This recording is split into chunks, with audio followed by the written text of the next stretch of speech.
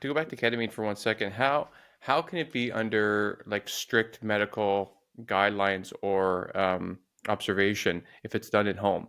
Isn't there a risk for people just like Eloning Musk themselves into oblivion on ketamine? I mean, how do you how did the yeah how is there sort of safeguards or Yeah, precautionary sure. prevention? So I can only speak to what I know, and many psychiatrists have probably their own way of approaching ketamine. But what I do know from a few psychiatrists that are familiar with it, that I do know, they actually give people a 50 milligram dose in the clinic the very first time. They monitor their blood rate, their blood pressure, sorry, their heart rate, and they just monitor for any adverse symptoms. So any anaphylaxis, any shortness of breath, changes in orientation that would be unexpected for ketamine. We know that ketamine makes people disorientated, so Hmm. being able to walk in a straight line is obviously not a good example of someone having an adverse reaction to it.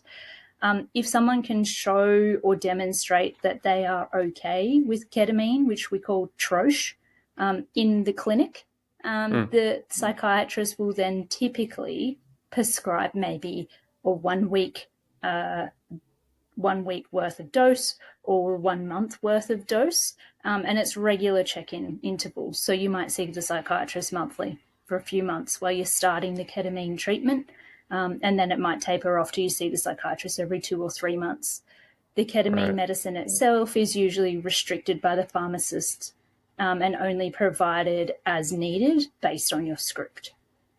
So I Okay. guess it's really a trust relationship there too. Right. So a patient would get let's say at the minimum, a week's worth of dosage. And so the treatment is every day? It Like every day. depends. So Okay. it depends. Sometimes it can be. Sometimes it can be every second day, maybe every third day. It depends on Wow. how the psychiatrist views access to ketamine, what the patient's presentation is, how they're responding to the ketamine, and then the dosage amount gets titrated up and down.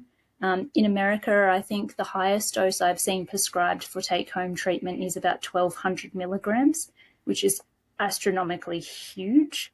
In Yeah. Australia, we're capped at 400 milligrams, which, do not get me wrong, is an absolutely massive amount.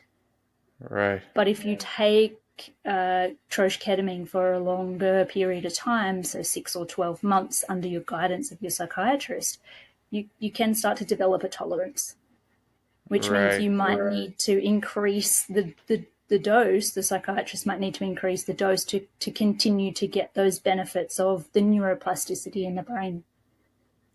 I mean, 1,200 milligrams does sound like an incredible amount. I mean, leave it to America to really overdo it.